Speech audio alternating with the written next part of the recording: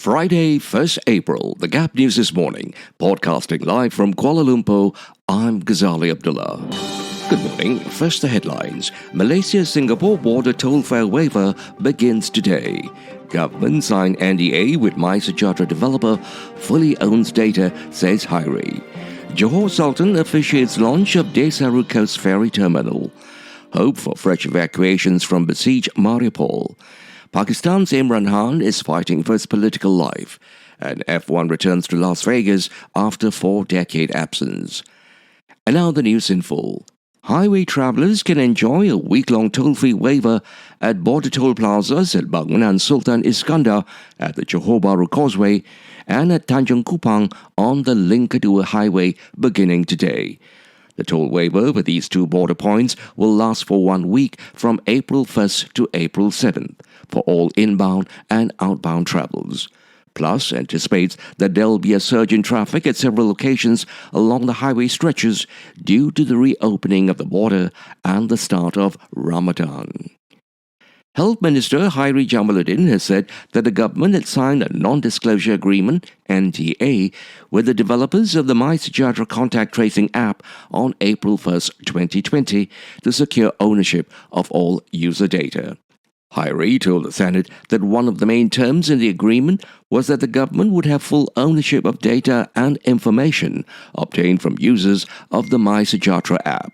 He assured that all information obtained by the government is protected and that it only uses data collected for the sake of managing the COVID-19 pandemic, adding that the app's server is based in AIM's data center here in Kuala Lumpur and not overseas. He also noted that all data on the app is automatically deleted from its server after 90 days and cannot be recovered after the hard delete has been executed. Johor ruler Sultan Ibrahim Sultan Iskandar on Thursday officially launched the new Desaru Coast Ferry Terminal, Malaysia's latest point of entry for international arrivals. The terminal, which offers direct access to Singapore and Indonesia's Riau Islands of Batam and Bintan, is set to facilitate tourism and economic growth in Southeast Johor.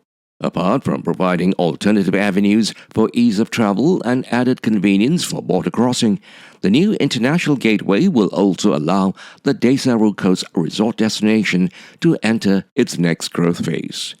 During the official launching ceremony, Sultan Ibrahim took a brief tour of the terminal complex, which houses a fully equipped customs, immigrations and quarantine terminal CIQ, retail outlets and convenience stores, as well as Vista and premium lounges, among others.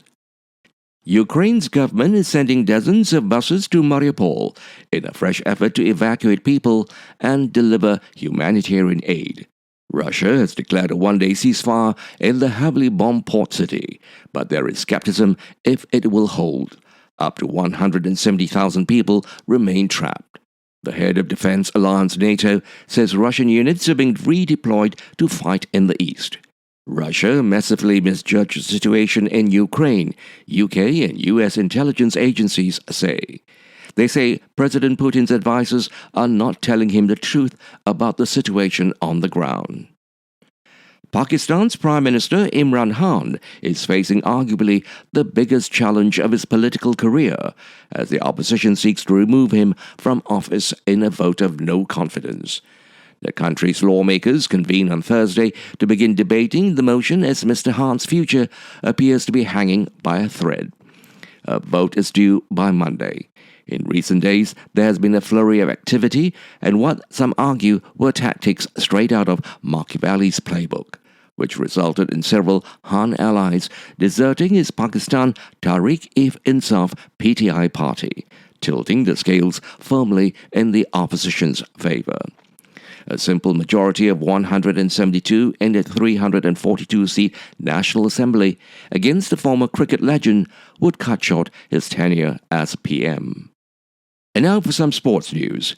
Las Vegas will host a nighttime Formula One Grand Prix along its iconic strip in 2023, with a sports top official describing the event as an incredible moment. The race returns to the city for the first time since 1982 and will become the third Grand Prix in the United States on next year's Formula One calendar, alongside Miami and Austin.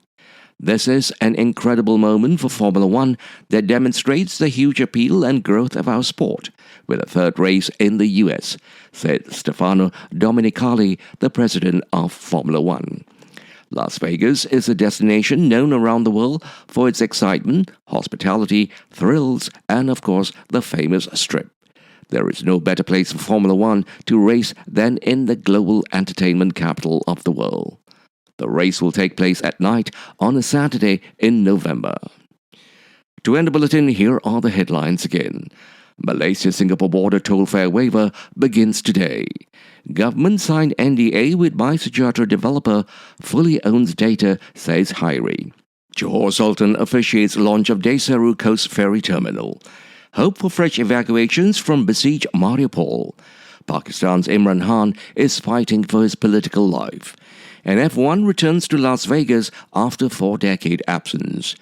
This has been the Gap News this morning, Friday, 1st April, with reports from Free Malaysia Today, The Vibes and the BBC World Service. The Gap News is also available on the internet news portal Melaka Hari Ini. We hope you found the bulletin informative. We certainly welcome hearing from you. If you do have the opportunity, please do write in. We would certainly love to hear from you. Podcasting live from Kuala Lumpur, I'm Ghazali Abdullah.